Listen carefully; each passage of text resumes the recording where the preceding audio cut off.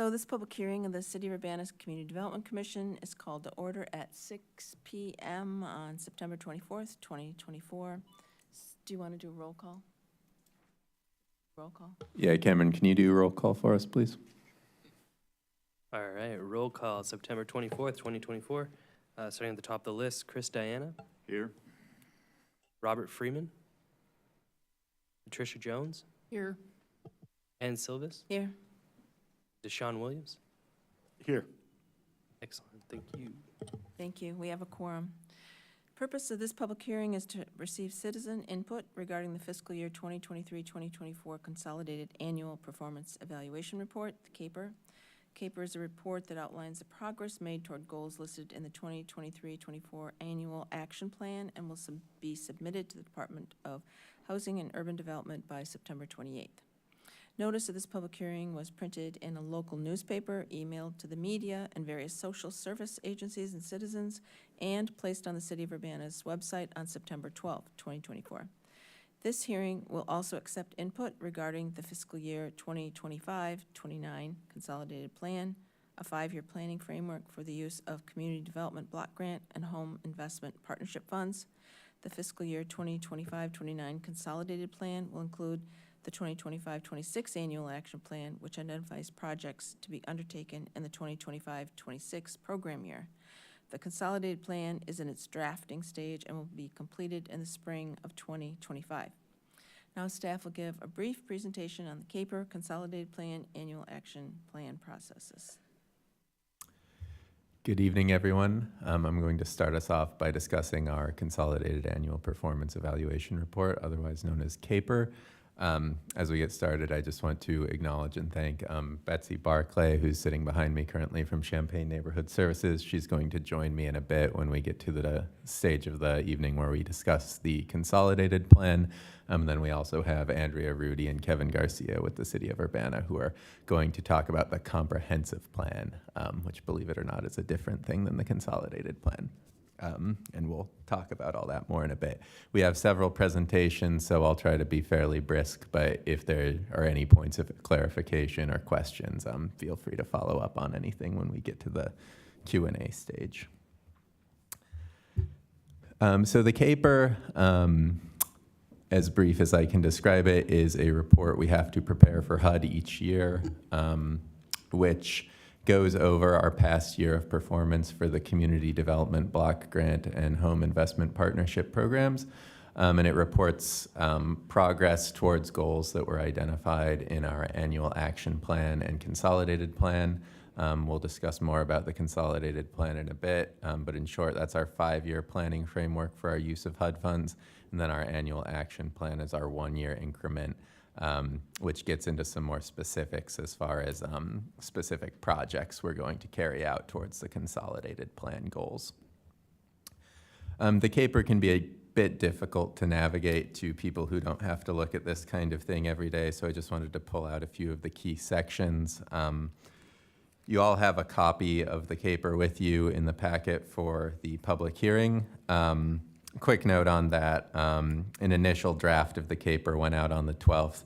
This packet went out on the 19th. There have been some additional changes. Most of that reflects inclusion of some home ARP activities, which we realized hadn't been included in some of the data we were pulling out of our HUD system. So wanted to note that for the public record and make sure those got included in the copy you all had. But moving on, so the CR05 section, that's one of the main sections of the CAPER where we lay out the activities we carried out in the previous year and report them in terms of progress towards the goals that were identified in the annual action plan. The table there gets a little bit messy because it reports goals that were identified in the consolidated plan as well as the annual action plan. Not every consolidated plan goal is carried out every year, so we've tried to indicate what's an activity that wasn't included in the previous year's annual action plan. And then in the CR010, that gets into some details on demographics of beneficiaries of our different programs. And then the CR15 is where we provide a financial breakdown in terms of the amount of funds we had available and what we actually spent. And then the CR20 is the affordable housing section. So there's a bit of overlap with the CR05, but that's talking in terms of some affordable housing metrics specifically. In terms of where we're getting this data from, we use something called the Integrated Disbursement Information System. This is a HUD software that we use for setting up our activities and reporting on them to HUD, as well as drawing down funds when we complete those activities. So that's most of where this information is coming from. There are parts of the CAPER where we speak to things like homeless services and housing authority activities. So some of those things are information we're getting from community partners as well. Here I have a table breaking down the funding that was available for the 23-24 program year, and then how much we actually spent. You can see the year's allocation. That's how much money we were given by HUD at the start of the year, and then next to that, the amount we actually had available. So that would include rollover funds and things like the Home ARP program, which again was a COVID-era stimulus specifically directed at the local homeless population. And then on the right, the amount we actually expended.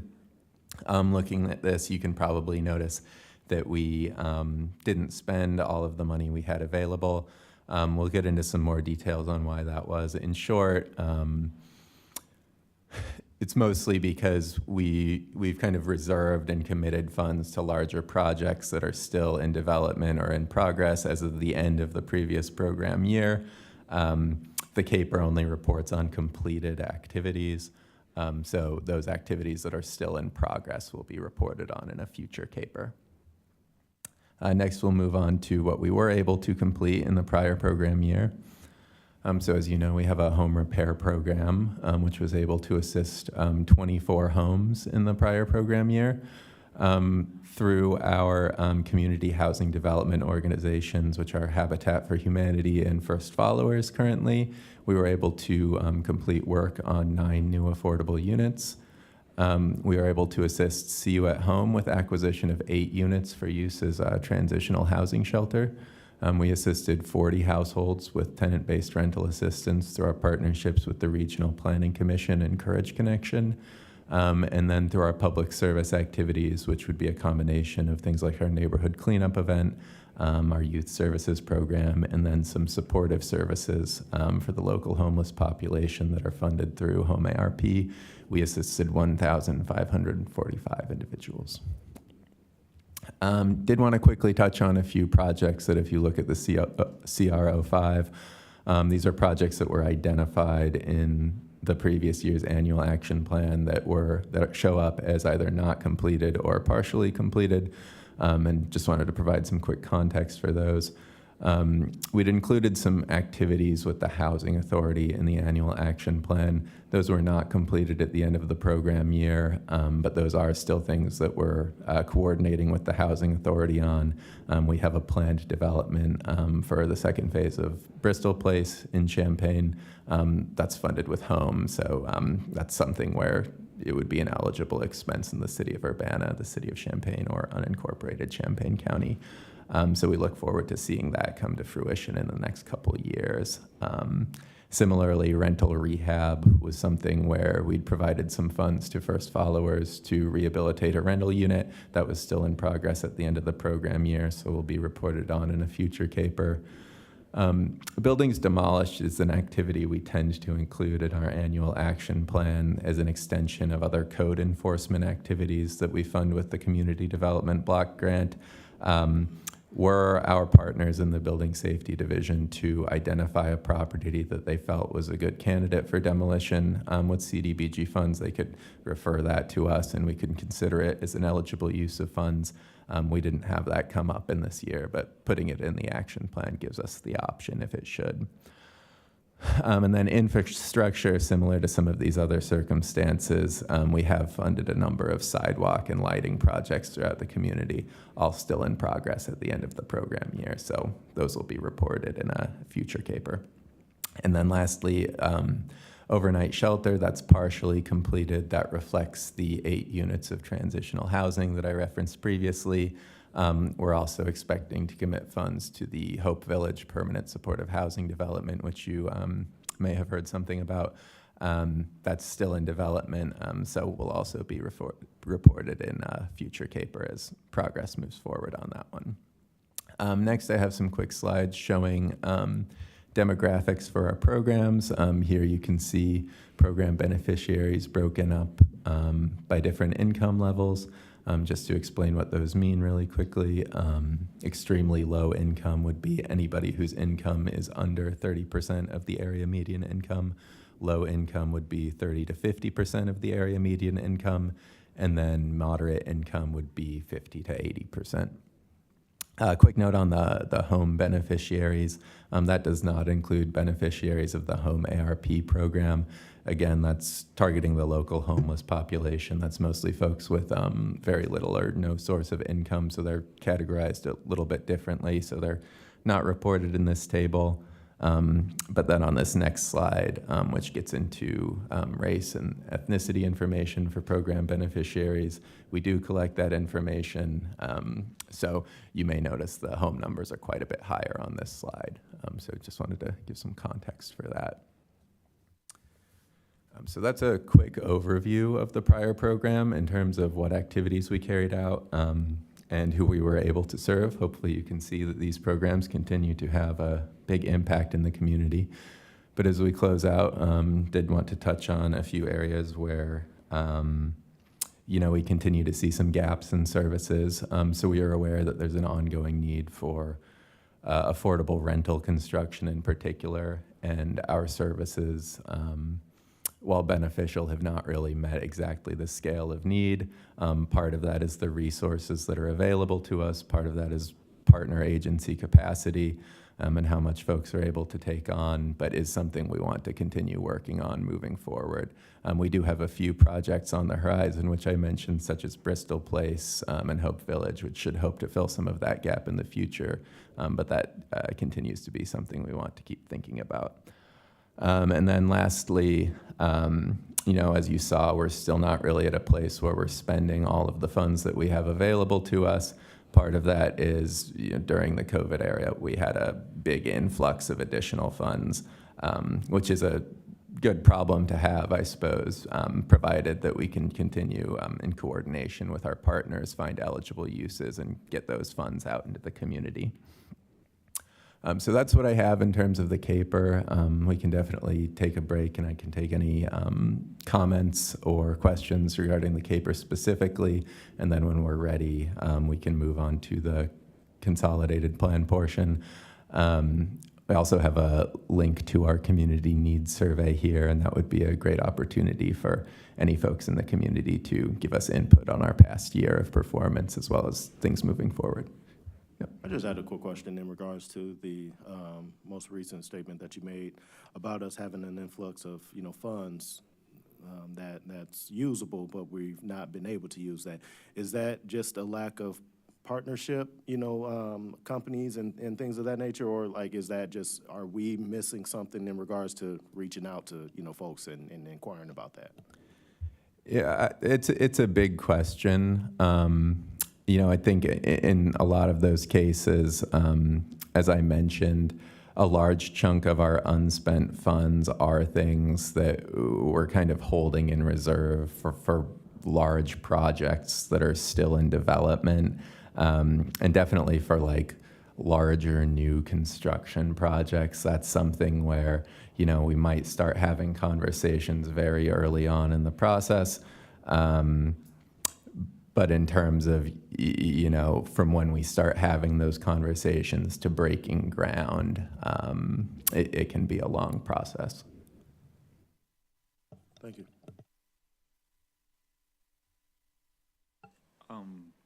Just a couple of questions, if I might. This is on the CR 05 section. One would just be logistics.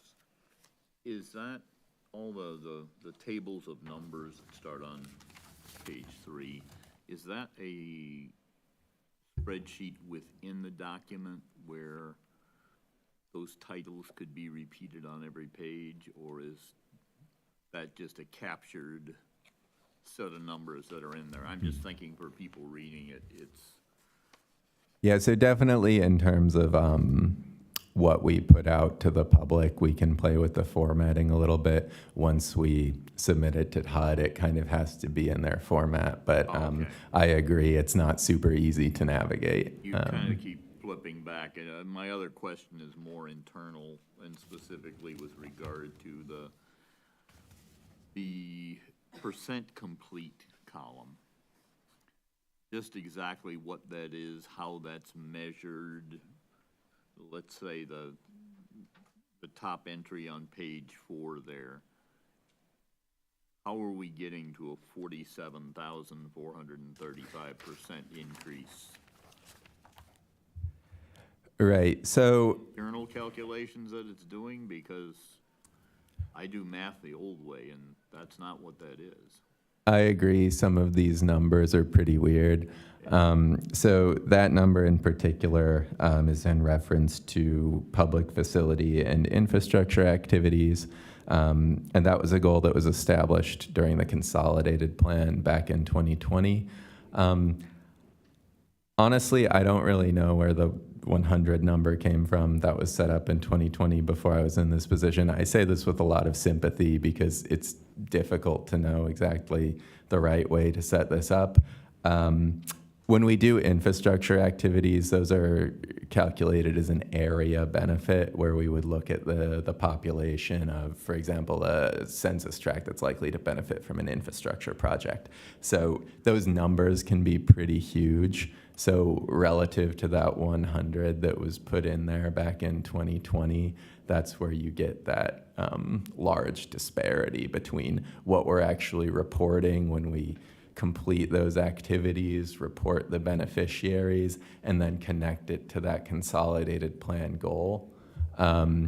So looking forward, situations like this provide us with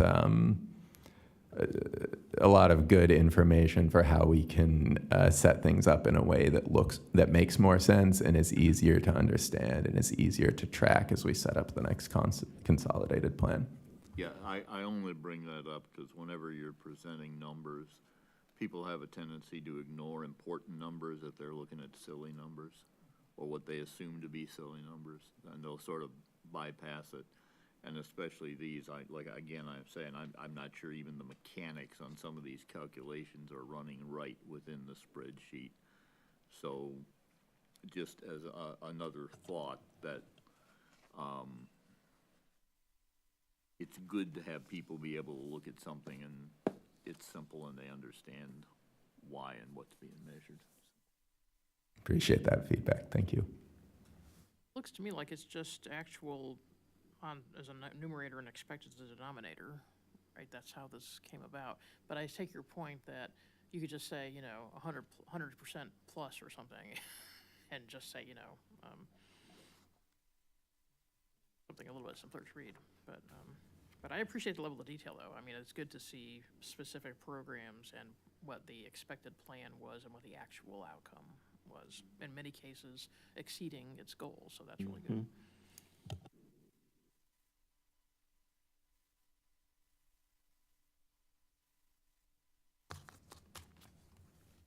So Nick, now that we're looking at that spreadsheet, there are some looking at the first one, expected in the strategic plan, the first one, address barriers to affordable housing. So 0 was the expectation. So how is there 0 as an expectation? So that was an oversight. Tenant-based rental assistance was included as an activity in the narrative section in terms of setting up what's called a goal outcome indicator, where we say this is how many households we're going to do. That wasn't set up in the 23-24 action plan. It may be something we need to go back and correct once HUD looks at this. But we did want to report what we actually did in the year, so that's why it's reported in that kind of odd way.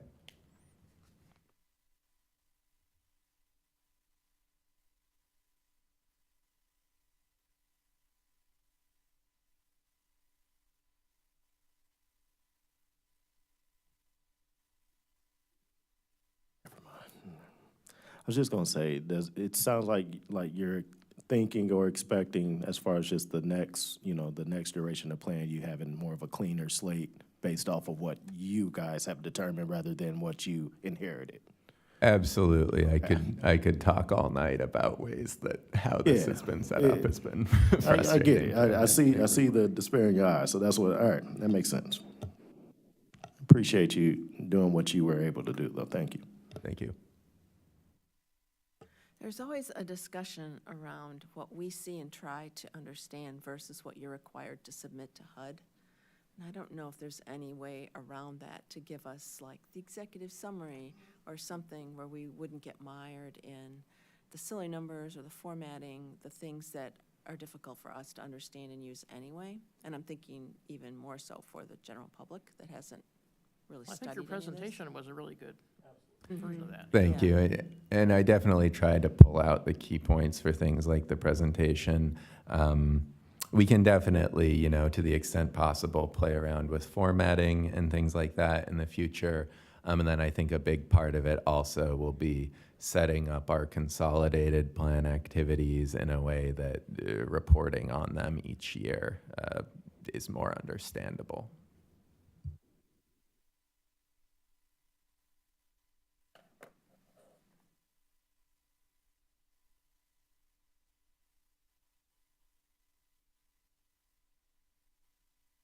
So you talked about the caper. Do you want to talk about the Sure. others? Betsy, do you want to come up and join me?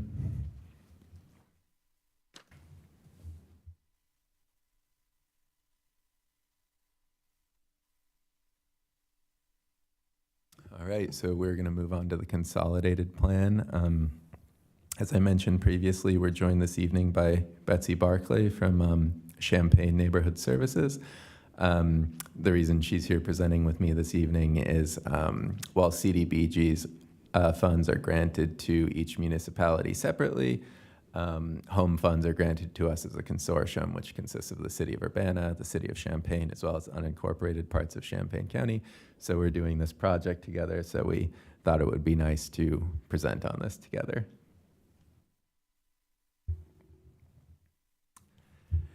All right, so we touched on this a bit in the last presentation, but the consolidated plan is our 5-year planning framework for use of community development block grant and home investment partnership funds.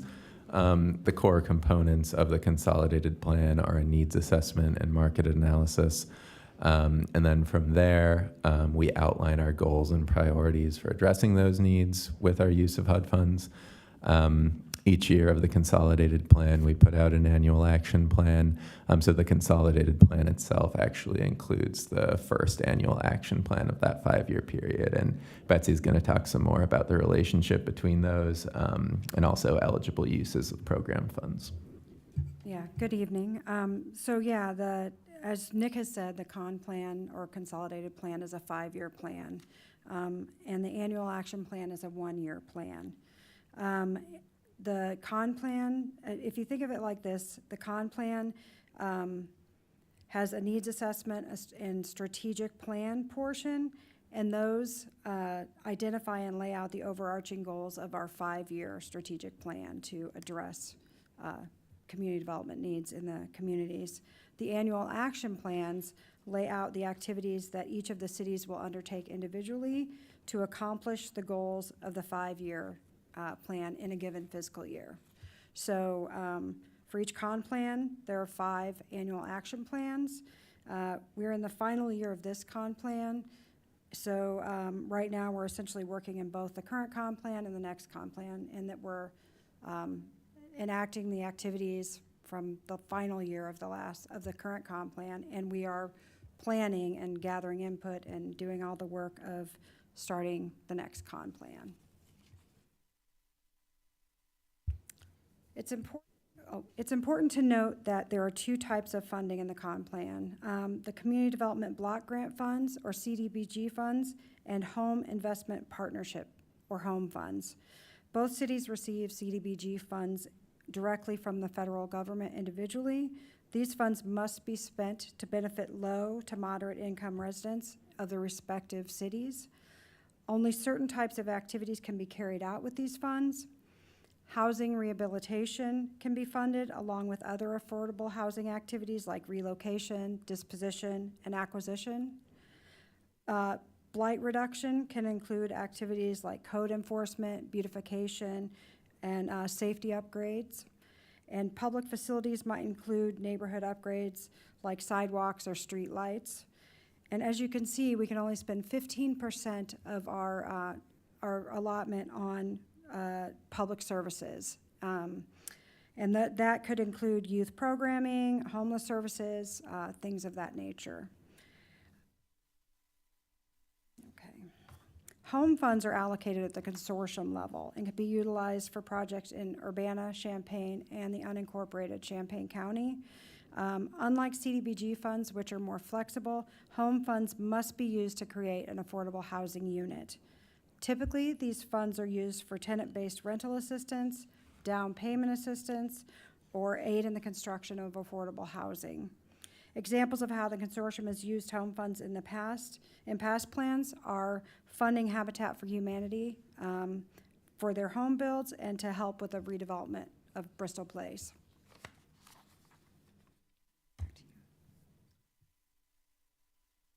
So one of the challenges of putting the consolidated plan together is we plan for our next 5 years of use of HUD funds, but we don't know exactly how much funding we're actually going to have to work with. We find out our CDBG and home allocations annually. Congress sets the federal budget, and then from there, HUD uses a formula to make each community's allocation. Just for reference, and so we have some general idea of how much funding we might have in a given year. I have our current funding amounts for this program year on the screen here, and then it can go up or down a bit in a given year. So this past year, we received just under $400,000 in CDBG funding in Urbana. Champaign has received about $825,000, and then the Home Consortium as a whole received $612,000 in home funding. I will say that's a particularly low funding amount as far as what we received in home funding in previous years, but whether that's going to be the trend moving forward is really anyone's guess. So the best we can do, like I said, is try to give ourselves a bit of wiggle room, but look at what we've received in previous years. If we received exactly the same amount each year for the next 5 years, that would come out to about $6 million across the two cities in CDBG and about $3 million in home funds. As Betsy mentioned, these are programs that are federally required to be benefiting low to moderate income households. We wanted to provide some context for what that actually means in Champaign County currently. So the cutoff for a moderate income household is something that varies by household size, but we have those amounts up here on the screen where you can see for a family of 4, for example, 80% of the median family income would be a household income of $84,950. Below that cutoff, we really do serve a pretty wide range through our different programs. As I mentioned, we're going to be doing a community needs assessment for the consolidated plan. We're going to look at a variety of different things for that, from surveys that we're putting out in the community, focus groups we're doing with service providers, as well as looking at things like census and ACS data. Just to contextualize our conversation this evening, I wanted to point to a few key statistics related to housing and community development needs in Champaign County. So first off, we have housing cost burden. That's something that HUD defines as a household spending more than 30% of their monthly income on rent. It's generally agreed in household finance that over that threshold, folks tend to not have enough left over for other things. So currently in Champaign County, 48% of renters would qualify as cost burden. That's based on the most recent census data we could look at. And then 18% of homeowners. So it's a pretty common issue in Champaign County, but is something that's disproportionately affecting renters. And then in terms of what HUD would call severe cost burden, or a household spending more than 50% of their income on housing, it's about 30% of renters.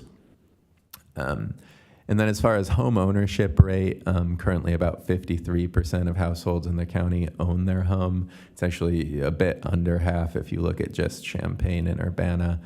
But that is an area where we continue to see some pretty significant racial disparities in the housing market, with just over a quarter of Black households currently owning their home. As far as how that relates to the consolidated plan, one of the things HUD asks us about is progress towards fair housing goals, areas of disproportionate need. So we definitely want to be looking at any of those areas of inequality and be working to address those gaps.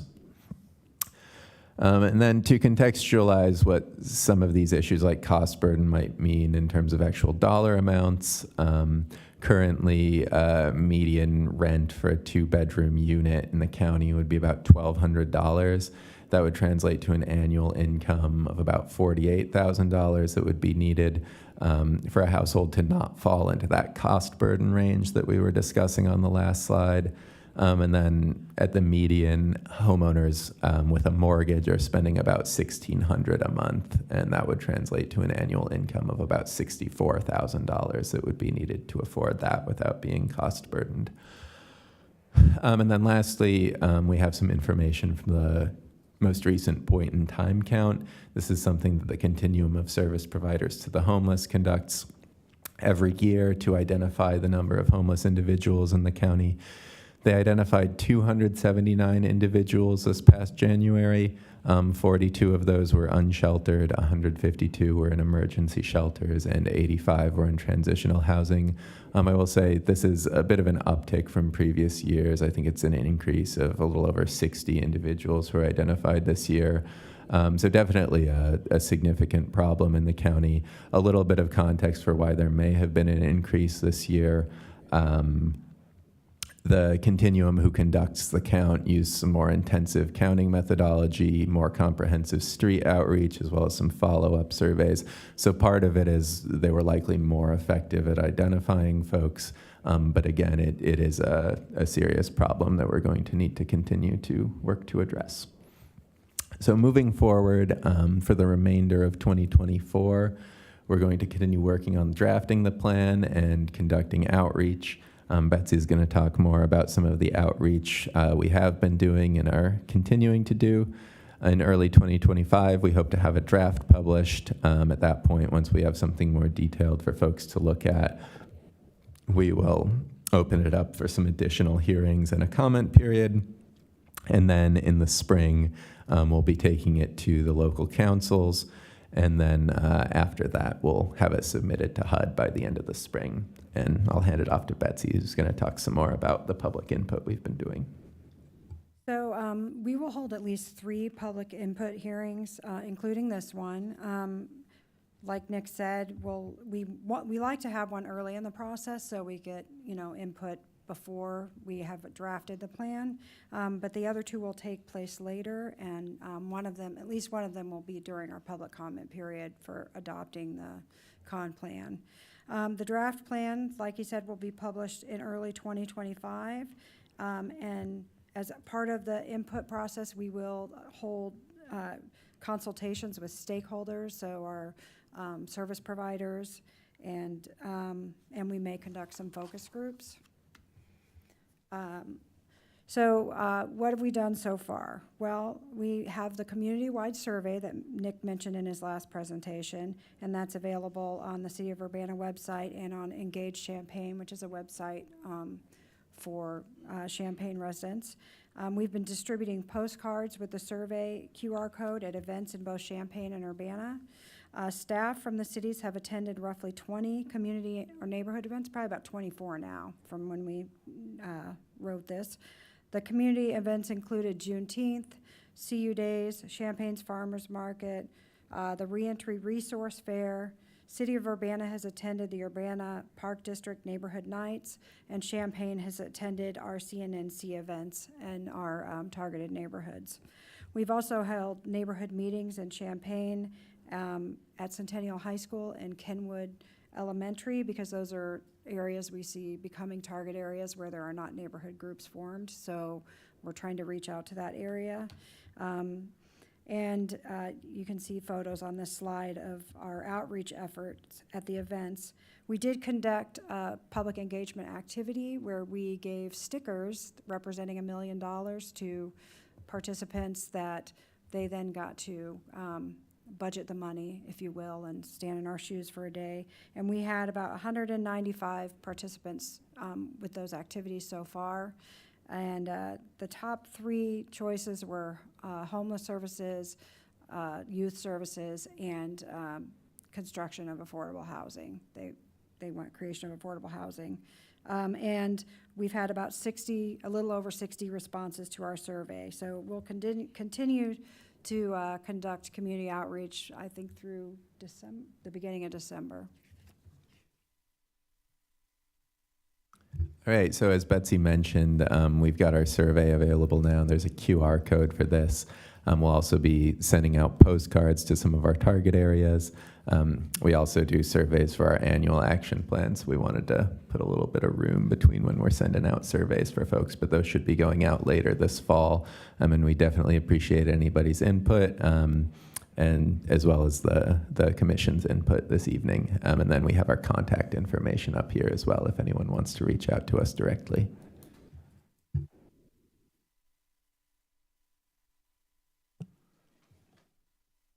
I'll say thank you. Thank you guys for the work that you've put in, for sure. I had just 2 quick questions. On the slide, was that, it was 26.6%. Is that Black homeowner? Okay.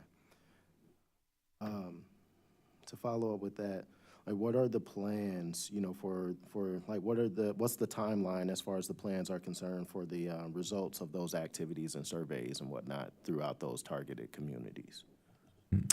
So we're expecting to wrap up our first phase of outreach, which would be things like surveys and focus groups, by the end of 2024. And then we would hope to have our draft available, and then we do our next phase of outreach where folks can kind of look at what we produced from that first wave, and then That's what give us so some it's just, continued feedback. it'll essentially be another follow-up outreach? Yes. Okay. I have a question that's not really related to, so I appreciate your presentation, thank you. I have a general question, which is, do we have a concern about private equity firms turning into landlords and creating worse disparities or more burdensome situations? That's been happening in bigger urban areas, and I don't know if that's an issue here for us. And if it is an issue, what are we doing about it? Yeah, that's something that I don't have a lot of data on, but would definitely be something we could look into.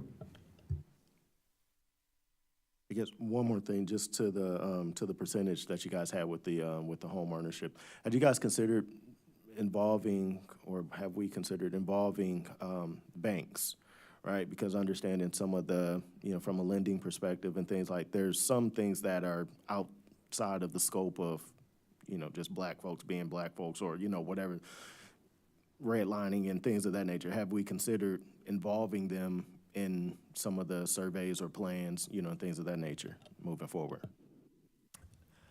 Yeah, definitely, and I agree. I think access to capital is a big issue there. We do coordinate with local lenders through something called the Community Reinvestment Group. That's where banks who have to meet requirements related to the Community Reinvestment Act and meet certain metrics regarding equitable lending. So we kind of meet with them, discuss different programs that we have available, discuss the services that they have available. We've used home or CDBG funds, I believe you could use for down payment assistance in the past, or maybe just CDBG. I think that would be it. Sorry, it's been a while since we've done a program like that. It would potentially be an eligible use depending on the feedback we get from the community and if it seems to be an identified need. I will add that we have had, both cities have had down payment assistance programs, and we have not had a lot of response for those. I know Urbana, before Nick was here, did one a few years ago, and they only had a few applicants, and Really? Champaign the same. But we do, one of the subrecipients that we work with is Habitat for Humanity, that works heavily on home ownership. So we do help with home ownership that way. Sure. Thank you. I think sometimes what's seen there from the real estate standpoint that I'm involved in,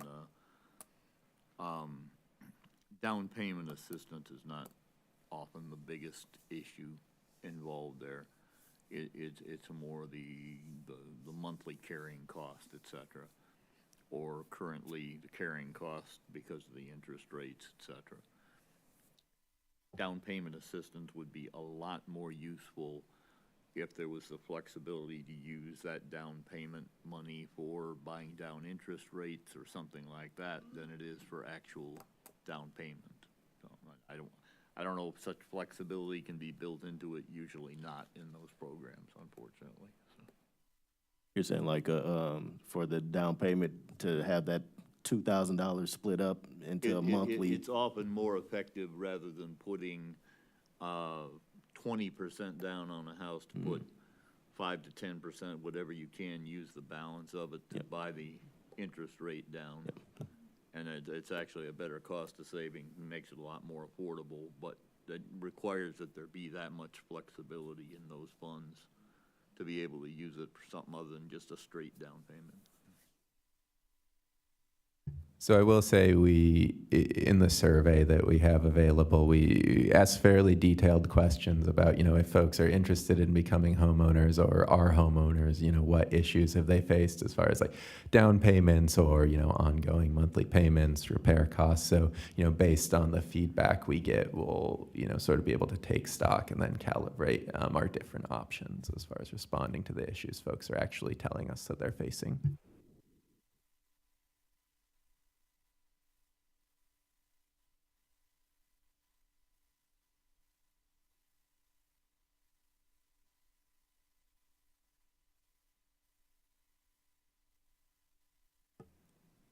Now, do you want to talk about the annual action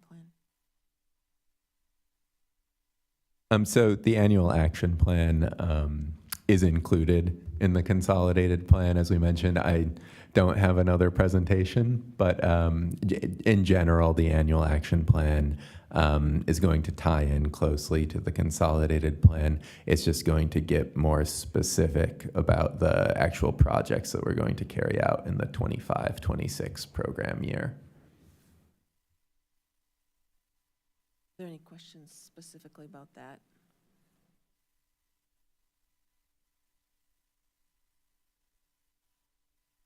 It is, I just will add that it is a part of the con plan, the first year annual action plan is. So when we publish our con plans, it will include the annual action plan. So any comments about that should be accepted now or when we publish the drafts.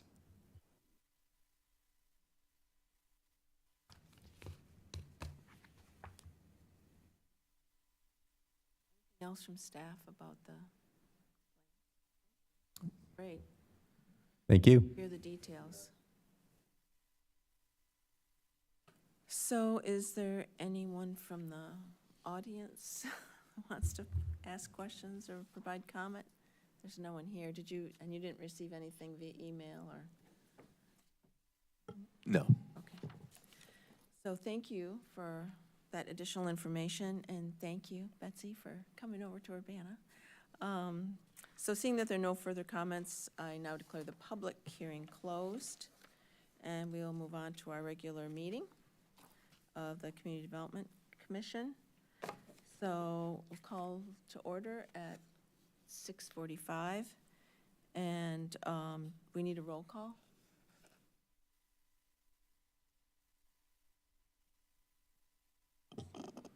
All right, roll call. Chris Diana, Here? Robert Freeman, Patricia Jones, Here. Ann Silvas, Here. Deshaun Williams. Here. Thanks, everyone. Thank you, and we have a quorum. The first item on our agenda is approval of the previous meeting, and the minutes from that meeting are August 27th, 2024. You got a copy of that in the packet and on the website. Is there a motion? A motion to approve the minutes from August 27, 2024. Thank you. Motion from Deshaun. Is there a second? I second. Thank you, Patty. There's a motion and a second. Is there a discussion about the minutes from our regular meeting on August 27th? I like the new format. Thank you. Thank you. Thank you. Any other comments or questions? Hearing none. All in favor of approval of the motion to accept the meeting minutes from August 27th, 2024, say aye. Aye. Aye. Opposed, same sign. The ayes have it, and the minutes from our August 27th, 2024 regular meeting have been approved. Are there any additions to the agenda for this evening? There are not. None, okay. Is there any public input? There's no one here this evening, but was there anything received as an email or There was not. not? Okay. Moving right along to presentations, Imagine Urbana. So Andrea and Kevin?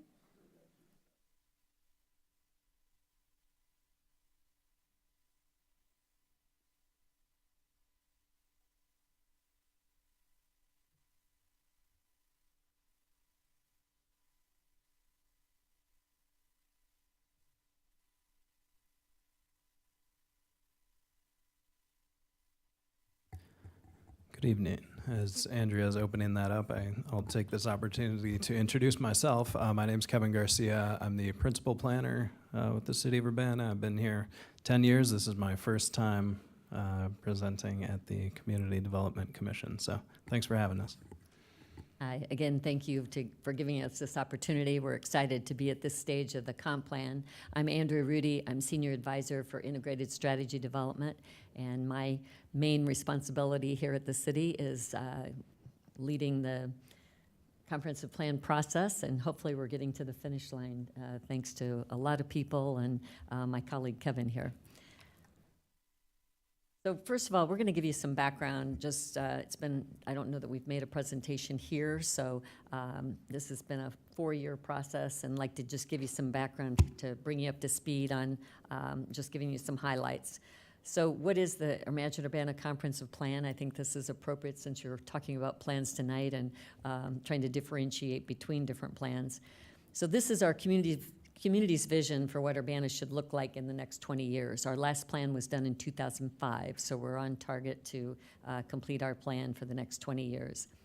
It articulates overarching goals, which we're calling big ideas in our plan, and then the strategic actions, which we call big moves and little moves, to make the vision a reality.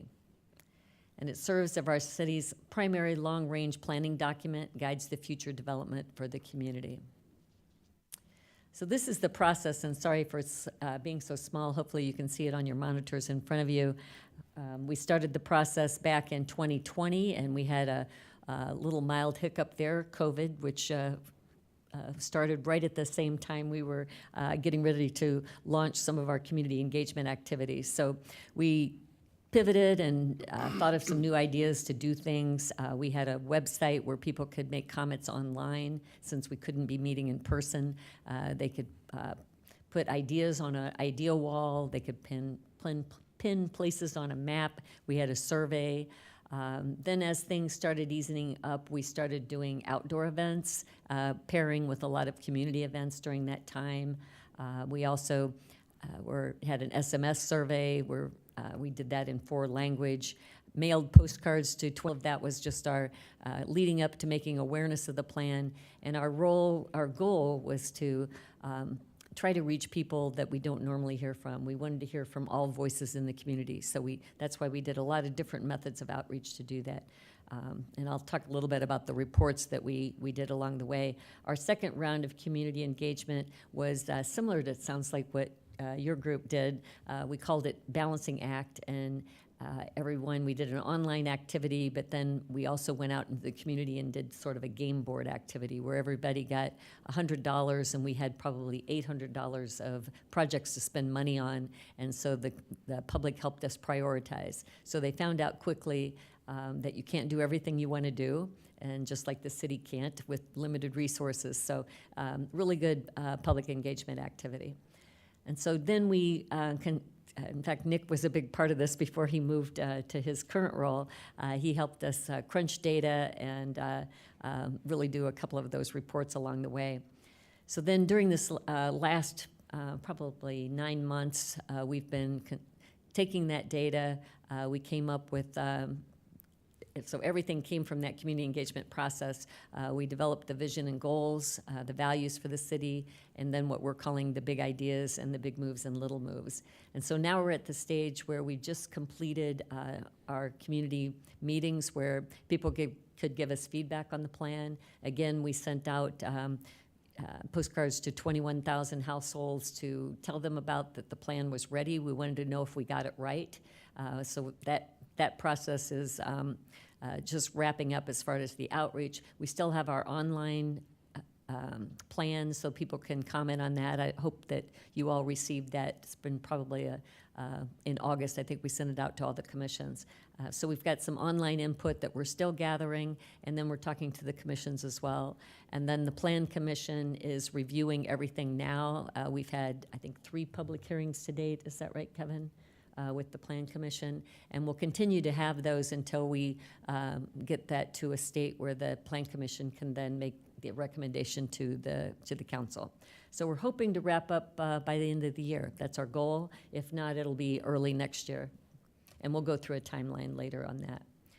So these are the reports we've published to date. One is a 2005 comprehensive plan assessment. We looked at that plan and looked at what worked, what didn't work, what could be done better. And so we have hopefully we learned some lessons from that. Our first community outreach summary was published in October 22. That was that extensive, broad community outreach we did. Even some door-to-door activities were included in that. And so all of those are available online. Examine Urbana, if you have not seen that, I hope every one of our commissions has an opportunity to look at that. It's a very extensive look at where we're at today. In other comprehensive plans, you'll see it called present conditions or existing conditions. But this is much more extensive in that it really gives the background of why we're here, why we are where we are, how we got here. And so it's a very good project. It was done by a colleague, Lily Wilcock, who is no longer with the city, but she did that as a capstone project for her master's in planning, and it was an excellent, excellent thing that hopefully we'll use for many years to come. And then the Balancing Act finding summary, we did that in each ward, so there's information by ward as well as online versus in person. So we just took information and sorted it that way. And then now we've published the comprehensive draft plan. So that's where we are today. And again, we're not at the final draft stage by any means, but we're getting feedback on this plan. So the table of contents, we talk about our vision and values, and we'll get into that in a little bit. Background on how we got to the plan, what the process was, the big ideas, which are our goals, the big moves, little moves, which are our strategic actions, the master map, which Kevin's going to detail that a little bit. He was very active in assembling those plans and getting those put together. We're also going to be tracking progress, so there's metrics in this as well. And then our evaluation and reporting, how we're going to be evaluating ourselves, our success in implementing different of those little moves, and then our reporting structure. We hope to have regular reports to council as well as updating the plan every 5 years. And then the appendices has all the reports in it. It's very extensive. We don't print that very often. It's over 300 pages because it's all the reports, including Examine Urbana, which is 300 pages in itself. It's not meant to really be printed. It's really an online, more of an interactive tool. So just to give you an idea of how everything interrelates, we have 4 big ideas, which we'll talk about in a little bit. We have 11 big moves, which are those action items, or the objectives, and then the little moves are the strategic actions to accomplish those overreaching goals, and then the metrics cross all of those big moves. So our big ideas, and like I said, this is the heart of the Imagine Urbana comprehensive plan. It's the goals for the city's future, what Urbana will look like 20 years from now. So big idea number 1, Urbana is a place for everyone. And we heard that a lot in our community feedback. We really feel like Urbana, is a place for everyone, but that's our vision going forward, is to make sure that we just keep that in mind, and that's as a number 1 goal. Urbana is both financially and environmentally resilient. Urbana is a city of connected neighborhoods, and Urbana embraces its cultural vibrancy and culture. So these big ideas, these goals came out of our community engagement and what people told us that were important to them. So the big moves, we have 11 of these, and I'm not going to go into all of these in detail, but I've highlighted 3 that I think are most impactful for this group and the ones that you'll probably be most involved in. So obviously, the first one, which is develop a plan to address Urbana's diverse housing needs, we really feel like that's what this group is very concerned with and would like to see what's going to develop there. Big move number 2, revising our zoning ordinance to align with Imagine Urbana. This has been something that we've been talking about the last few years, is doing really a total rewrite of our zoning ordinance. And so this will be a great time to do that. Again, this is another one that I feel like impacts this group, creating neighborhood plans to address the individual needs of individual areas. Strengthen downtown Urbana's role as the economic driver of the city. Expand Urbana's arts and culture program. Make walkability the default setting. Promote incremental development. Invest in infrastructure that makes sense financially and is environmentally resilient. Increase Urbana's economic vibrancy. And then this is another one that I thought we'd talk a little bit more about tonight, is encourage and support community health, safety, and well-being, and then advance a clean and green community. So these are our big moves, and then each one of those has corresponding little moves, which are the steps, the action items that we will do to make these happen. So I'm going to go a little bit into more detail on big move number 1, which is develop a plan to address Urbana's diverse housing needs. And so there's several little moves that come from it. I'm not going to go through all of those, but you have the handouts in front of you to see what the individual items are. I know Nick and Braden, Cameron, this was a little bit before you joined the team, but we're very instrumental in coming up with the different big moves and little moves that related to housing. So the first thing, now I won't say first, but one of the most important things we feel is conducting a comprehensive study of the housing market, analyzing the existing housing supply, what are the workforce trends, future demand, affordability levels, and land use. So it's not just about affordable housing, it's about all types of housing. And it's something that we know there's a lot of studies out there, but we need to consolidate that and really feel like, or really see where we are at today to know exactly where resources are needed and where they can best be used. And all of the other little moves kind of tie into that housing market study, using that going forward to really give us more information and more plans. So big move number 3, create neighborhood plans to address the needs of individual areas. We've had some feedback on this one from the Plan Commission about maybe talking more about small area plans. And Kevin, do you want to just address that a little bit? Sure. Well, talking about neighborhood plans and specifically, that doesn't include sort of, I guess, areas that you wouldn't consider to be neighborhoods. So if you're talking about a small business district or something, that doesn't really get encapsulated in this. But I think the Plan Commission also had some concern about sort of,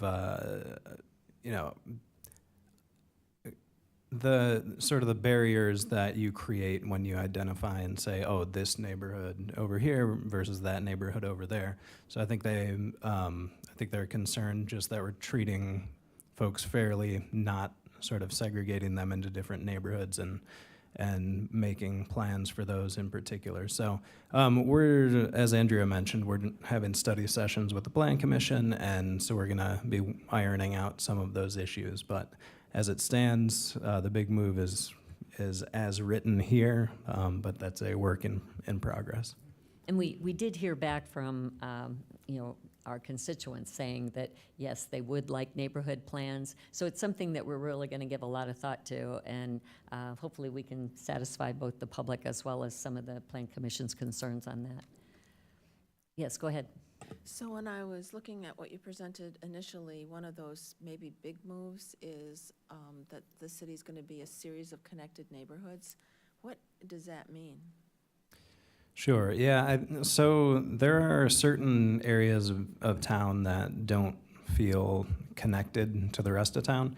In particular, areas that are sort of separated by mostly it's state routes. So like University Avenue and Cunningham Avenue, those kind of create barriers. So, you know, you have a neighborhood, say on the north side of University Avenue, it's not very well connected to, say, downtown, even though downtown is right there.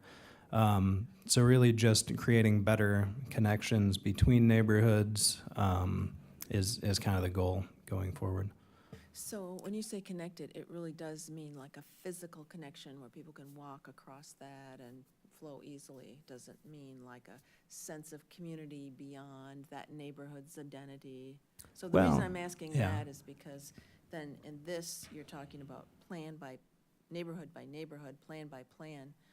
And so that would have implications for the connected neighborhoods unless it's just letting people move between neighborhoods more easily. Well, I mean, I don't think it's just making physical connections. It is wanting to make more of those social connections as well. So I think that's a good point. But I think the physical connections tie into making people more part of the community as a whole. You know, if there are barriers to being in other areas of the city, you know, then that does impede that connectivity in your social network as well. When I read these, it sounds really, really good. And so I think, well, that sounds great. How would that actually happen? Or what kind of decisions would be supported by connected neighborhoods? So that's what I'm trying to think about. What would that actually be? I mean, what kind of decisions would actually be supported by So we that didn't objective? include the metrics in here, and if you have, I don't know if you've had an opportunity to go online and see the plan, but the metrics really show how we're gonna make that happen. You know, we have the action items, but yeah, how do we track that? What are we gonna do to make that happen? So I think looking at that would maybe give you a better idea. We have PDFs of the plan here too. If you'd like to have a PDF, sometimes that's easy to flip through and write notes and things and give us feedback as well, so. Yeah, okay. I think that That's- would be helpful. And Okay. if that doesn't answer your question, then please, yeah, contact us and we can go into more detail. That would help, I think, in terms of making the more general comments at the beginning more understandable. Like, Mhm. what does that really mean that we're going to be doing? Like I said, if that doesn't answer your question, please let us know and we'll do that. And then that just helps us in feedback in the plan in general. If you have those questions and we're not answering them, we need to work on the text to make sure that that's explained better. So appreciate that. Is that, ahead. I I'm sorry. hate to interrupt on your flow here too. No, but no, not at all. You mentioned that there are PDFs, and those are something we can get from you. Yes, I've got them right on the back table back here as well, and we'll make sure you get that. I can send them in the mail to you too. Cameron or Nick, I can send you the PDF if you want to send them out to the commission. We can do that as well. Sure.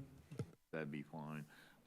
It's been a while since I looked at that, but a couple of the questions along the line of what Ann was asking. I know that one of the big moves is with regard to a walkable Urbana. Now, by that, do you mean walkable to transportation or walkable to destination?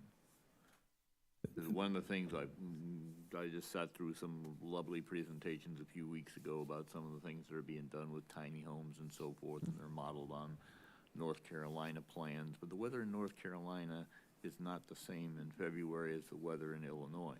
So walkable has a tendency to get nasty for about a third of the year here. Long question, but what is that kind of geared towards? Yeah, I mean, in general, walkability is being able to get to most of your daily needs within, say, a 15 or 20-minute walk. Like that's just kind of a general definition for it. But obviously, things are spread out, so you're not going to be able to get to everything within 15 to 20-minute walk. So if you can't do that, then you would need to have walkable transit access as well. So you need to be able to get to, it, you know, the idea, and that kind of ties back to the concept of connected neighborhoods. It's, you need to be able to meet your daily needs without necessarily having a car, and being able to meet it in a reasonable time. You know, getting on the bus and being on there for 2 hours in the day isn't really feasible, and that's not what we're going for. Well, it also has a tendency sometimes to bump up against visitability.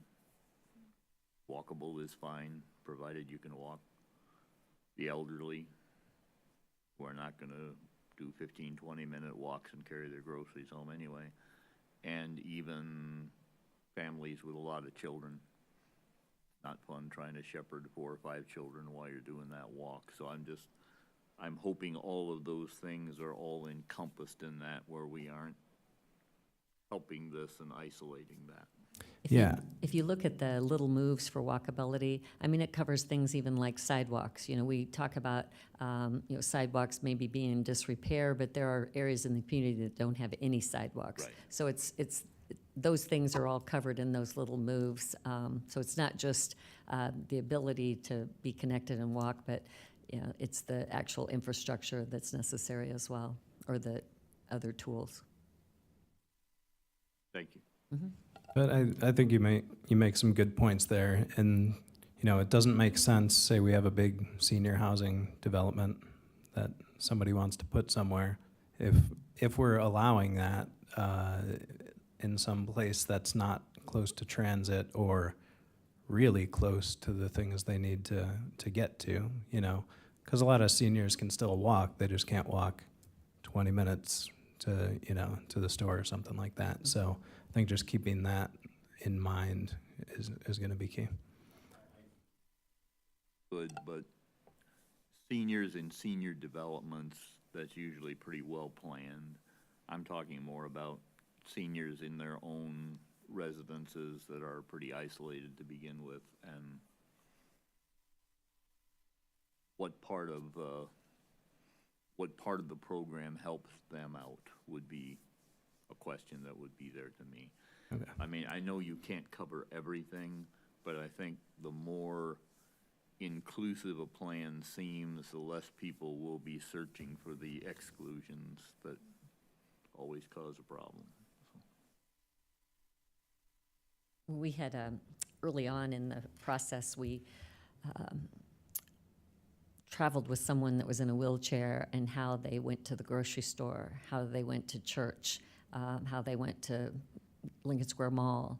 And it's a real eye-opener when you really feel like our community is, we think it's pretty accessible, and maybe it is in comparison to other communities.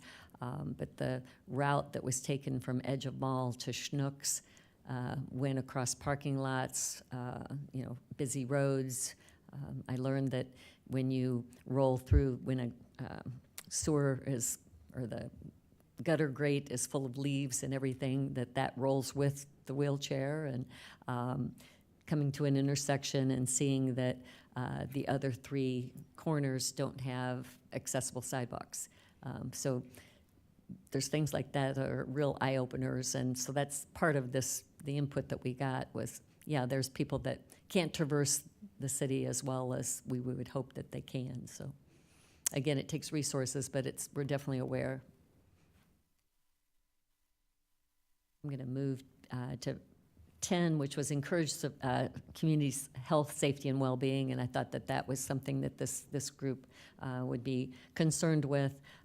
Ensuring resources are available to support a community that feels safe, employing industry-specific standards to confirm the adequacy of public safety resources, providing opportunities for social interaction, support networks, and community engagement.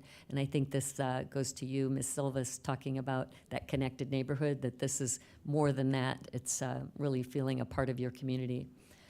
Prioritizing equitable access to essential resources such as education, employment opportunities, housing, health care, transportation, and recreational facilities. developing a plan to address food deserts and ensure every resident has access to healthy food. This is something that's one of the council goals as well, or has been, and so you'll see a lot of the same themes. And then encouraging crime prevention through environmental design principles for private development. So those are just some of the things that would fall into move number 10. So just to give you some idea of what we're doing to roll out the plan, I mentioned that we mailed postcards. They talked about the where people could go for the community meetings, and we just wrapped those up this past week. We did the information release that you should have been part of, or were part of. We sent it to all the commissions. That was on the 20th of August. We've been in advertising in Smile Politely. Smile Politely did a nice editorial, and I'd be glad to send the link to this committee, or this commission, because they did a nice summary for us, and I've talked with them since then to get some additional feedback from them. We've done print advertising in the News Gazette. Some like print ads, some go digital, so we've also done the digital advertising. We did flyers that the council members were sent to their constituents, and just trying to be out and about wherever we can, talking about the plan and making sure that people have opportunities to give us feedback. So these were the 6 places that we held meetings. We've had I think attendance at all but one of those. We did not have attendance at the Tiger Academy. And that was the only one where we didn't have feedback. But most of them, I think we've gotten a total of around 40 comment cards filled out, or comments filled out on our comment cards. You can see them out here in the lobby of the City Hall too. We've got a comment box if anybody wants to add comments or look at the items that we have out there. The review timeline, I mentioned the Plan Commission is going to be reviewing it. This is all tentative. This would be probably the best case scenario if everything happened according to the schedule, but it may take longer, and if it needs more time, we're willing to do that. So the Plan Commission review is going on, the neighborhood meetings we had, the commissions, this is our 3rd commission meeting. We still have Sustainability Advisory Commission, and we're going to add historical preservation to this too, and I'm sorry I didn't have that on here. And then it'll eventually be recommended by the Plan Commission to City Council Committee of the Whole, and then adopted by Council. There may be more Committee of the Whole discussions. This is just, I put one on here. There may be more of those, and there may be more Plan Commission study sessions. So the plan draft, that's the website is on here. We're probably going to keep that open, I would say probably for another 30 to 60 days for comments. So please encourage people to still go online, or provide us feedback on the Imagine Urbana website as well. And then Kevin is going to talk a little bit more about the master maps, which if people went on early, those maps weren't on there. And now we've got some pretty extensive maps, and I'll let Kevin go through that. Well, yeah, just very briefly. So the idea of having this sort of master map is just to guide sort of the development for the city for the next 20 years. But that includes things like the future land use, different street connections, bike connections, pedestrian connections, things like that. So I'm not going to go into it right now, but you can go to the link, and also if you go into the Imagine Urbana draft plan, there's a link in there, so you can get to those maps. You can go on there, you can make comments about that as well. So, but it's essentially going to be used as a tool both for planners and for plan commissioners, but hopefully I'll be able to develop some tools for just the general public, so they can go on and sort of see what the plans are for, for the future.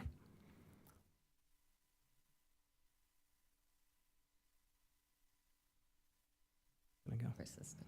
Well, I You actually. can just click it once when there's the hand, yeah. I have a general question about, like, businesses. So, and again, I don't really know how this works in the city. If some business wanted to move into downtown Urbana, there's a whole process for that.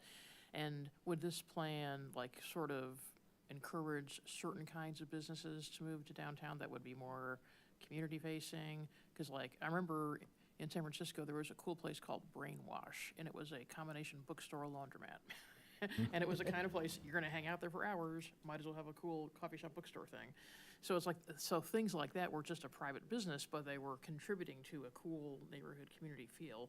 And so how much impact would this plan have on that sort of thing? I don't think this plan would have too much impact on it. So the way that the future land uses are described are sort of just generally describing the type of neighborhood you would want to see. What really gets into the details of what type of business is allowed in a certain area is the zoning ordinance. So really, and I guess I made a note to mention this, but really, sort of the way the comprehensive plan works is it's our policy document, and it says, here's what we want to see, but then we actually have to implement it, and to do that, we have to do things like change our zoning ordinance to line up with this, or change our land development code to line up with what the plan says. So really, the zoning ordinance is where we would get into that detail. I wouldn't want to, so I think our current zoning ordinance, without getting too much into the weeds, our current zoning ordinance is way too restrictive in many ways about what type of uses you can do here versus there. Downtown, you can pretty much do most any type of business you would want. So if somebody wanted to do a combination bookstore, laundromat today or tomorrow, they could do that. But thanks for the question. I'm thinking back to the fact that you didn't get anybody at the meeting you held at the Tiger Academy, and I'm wondering if there was any effort, or will there be any effort to engage young people, like all the seniors at Urbana High School, or something that really helps those future residents of Urbana feel connected to the future, and that they have a say. Yeah. I mean, I know that they could have participated in any of these other meetings, but sometimes it's easier for them to participate as a group. We did, as far as our initial community engagement, we did do outreach with the students. We did Dream Academy. We had Urbana High School involved. We did a lot of youth outreach. For this part, after we've drafted the plan, there have not been specific, targeted efforts to ask them. We just made sure that we hit all the households, and we wanted their feedback to look at the plan and see if we got it right. But we did get their feedback early on. But you're right, we did not have anything specific other than, like I said, we had the location at Tiger Academy. But good point to take. I would just add to that, it seemed like a good amount of your outreach for things is through the News Gazette. That I noticed on there, you had different things that had been used the News Gazette as what seemed like an outreach tool. The News Gazette is going to miss about 60% of the residents of Urbana. Absolutely. Barely hit the other 40. So, Yep. I mean, for people, and that would be anybody under 45. That's not. And that's why we sent that, the postcard, and hopefully all of you received one. We sent that to 21,605 households, and those went out the middle of August to announce these different, announce the website. But you're right, people have various vehicles that they use for their media. I would just, it depends. I don't know if you need to do, I don't know how much more outreach you need to do, want to do, how you want to connect with people. But if so, you might want to talk to some different media people about that. I mean, Yeah, I read what comes in the mail. That also doesn't happen with a lot of people. The same people who don't read the News Gazette are not reading their mail either. yeah. There is a And early niche on- for Smile Politely, but again, it's not everyone in Urbana. Yeah. I was just going to say two questions similar to Chris there, in the sense of, I wanted to know if there's like any tangible kind of results from the postcards, first off, but then in addition to, getting the messaging out and whatnot, we can't lose sight of like what the primary resource right now. Like everyone's in their phone 90% of the time, you know what I mean? And I mean, if I have to imagine sending 22,000 postcards was costly, you know what I mean? But, could probably a fraction of that put that into Facebook, social media type ads and whatnot, and, And we did do that. okay. Yeah, we were on Facebook, all the city's social media tools. We did outreach through that as well. But you're right. But like every- the paid ads and things of that Mhm, nature? We did. Yeah, we did paid advertising as well. No TikTok dancing, though. Listen, we can make it happen, though. We can make it happen. Well, Let's get in front of them, man. it might be a sad thing, it might not be a sad thing, but through real estate marketing or other things, I work with coaching people around the country, and Facebook is pretty well dead too for most marketing when it comes to that. For young people, it certainly is. Yeah, it is, it is, Absolutely. yeah, It's only people my age, I think, That's why that use Kevin it. and I were joking about TikTok. We got to get to the dance moves together, make this happen. It's amazing what you can get out of 8 seconds on TikTok that you can't get out of all the stuff you want to put on Facebook this month. That's right. So, yeah. But Deshaun, to I think the initial part of your question, you asked if there were any tangible outcomes from these postcards. Not yet, because we're still collecting all the comments from everybody on the plan. So once we, we'll read all those comments. I know Andrea has compiled them all. We're trying to sort through them and make sense of them, and then respond to those, and hopefully those make the plan better. So that'll be the tangible And things. what yeah. we're hearing from when we go to the public sessions, I'll ask people, have you had an opportunity to look at the plan? And they go, oh yeah, I received a postcard. So we're hearing that was at least a mechanism that there's some continuity there, that they've heard about it before they saw the meeting notices. So it's just, we're really just trying to get the word out. And early on, we used a lot of different mechanisms to get the outreach, to get that feedback that made the plan. And now we want people to read the plan and see, again, if we got it right.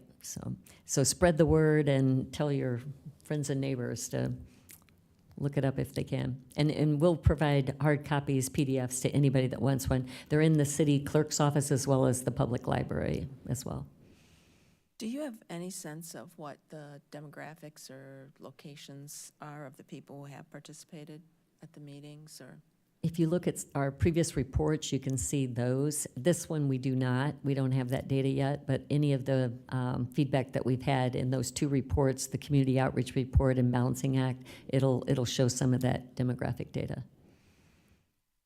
So did you get pretty good participation across the city and across the different income levels and? We went out and we're in, again, I don't have the reports right in front of me to go through, but we were in just about every neighborhood.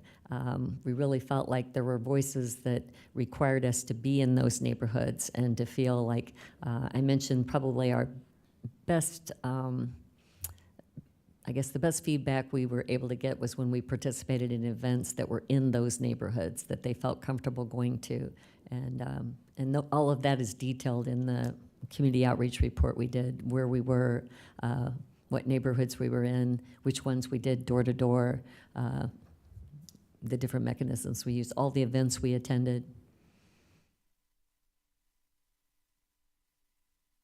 So I hope that resulted in actual, that was the outreach, and then you wonder how much response you got from that. So I hope that resulted in a nice broad response. Yeah, we were pleased with the feedback we got. Some people, though, a lot of people don't want to talk to us at first, whether it's just apathy or mistrust or, I don't have time. There's a lot of that. But when the door-to-door was probably the most revealing, is when people then felt like, oh, wow, you're not here to fine me on something or reprimand me for my yard. Anyway, it was rewarding to be out there. Most people are very positive about the community, and when we were doing outreach, there were a lot of things going on in the cities that was maybe not as positive, but the neighborhoods, they still are very happy to be living where they are and upbeat about their community, so it was nice to hear. And again, please just pass the word. We don't have any more scheduled community meetings, but if there's some place that you feel like we could outreach to, we'd be glad to make a presentation and talk in a little more detail.